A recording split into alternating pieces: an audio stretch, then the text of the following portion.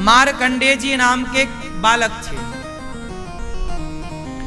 उनके पिता बहुत बड़े ज्योतिष के ज्ञानी थे।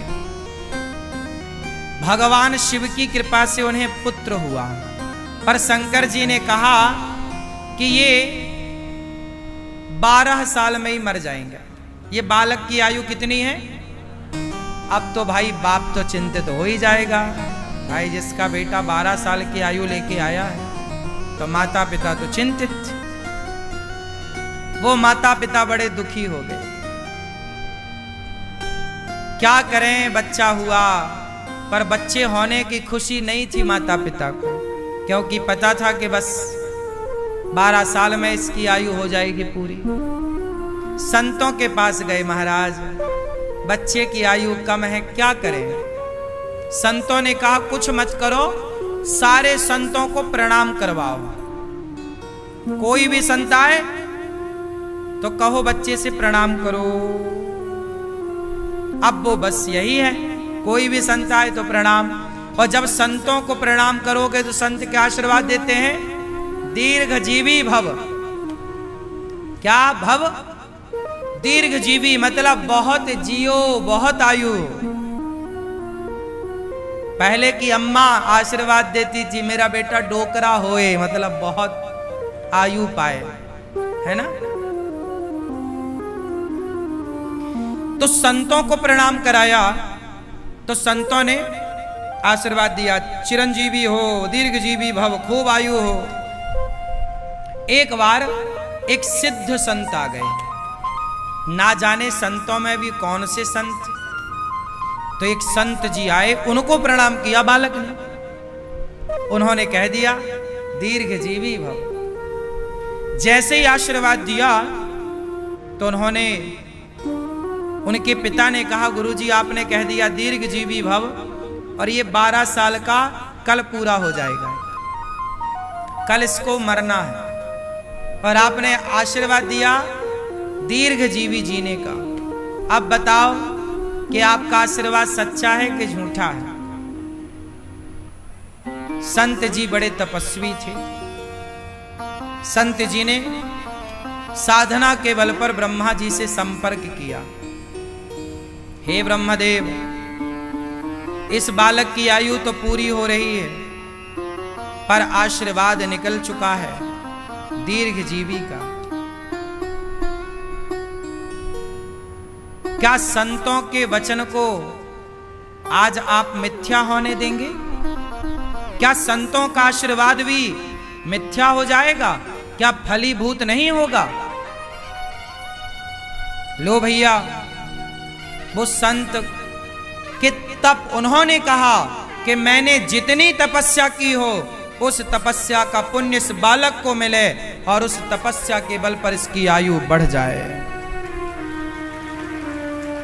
अब आपको बताएं कि जो 12 साल में मरने वाला बालक था वो मार्कंडेय ऋषि बने, और जैसे हनुमान जी अमर हैं ऐसे मार्कंडेय जी अमर हो गए। किसके प्रभाव से? केवल संतों को प्रणाम करने के प्रभाव। इसलिए ब्राह्मण हो, संत हो, भक्त हो, सबको प्रणाम करो।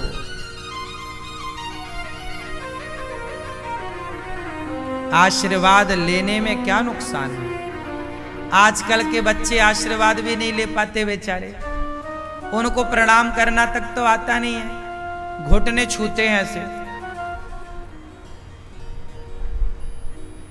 घुटने छुओगे तो घुटनों में तो रोग होता है, रोग मिलेगा, आशीर्वाद क्या मिलेगा? जब तक आशीर्वाद देने वाला देता तब तक वो भाग जाता है।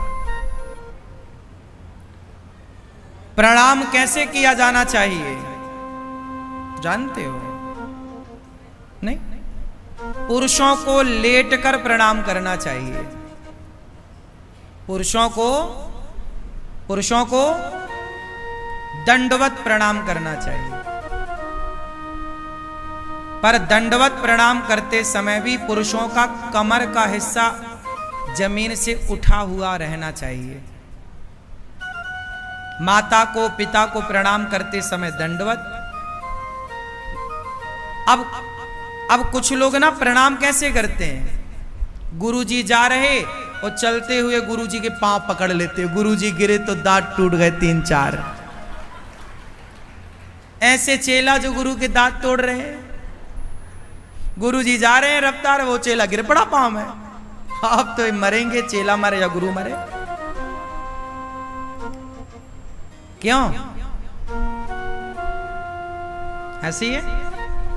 ये प्रणाम नहीं है कि तुम पांव पकड़ लो।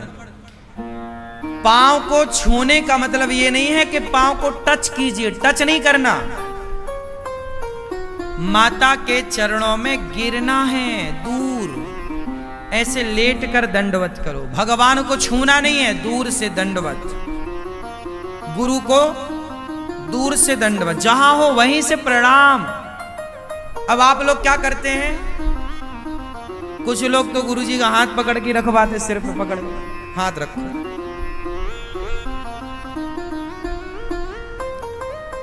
जहां हो वहीं से प्रणाम, वहीं से आशीर्वाद। जैसे आप वहां बैठे हैं, हम यहां बैठे हैं, हम यहीं से आप सबको प्रणाम करें, हम यहीं से आप सबको प्रणाम करें। हो गया प्रणाम। आप बेटे हो तो अपनी मां के चरणों में लेट जाओ, पुरुष पिता है तो पिता के चरणों में लेटो, पति है। अच्छा, स्त्रियां कैसे प्रणाम करें? स्त्रियों को लेटकर प्रणाम करना चाहिए या नहीं? बोलो।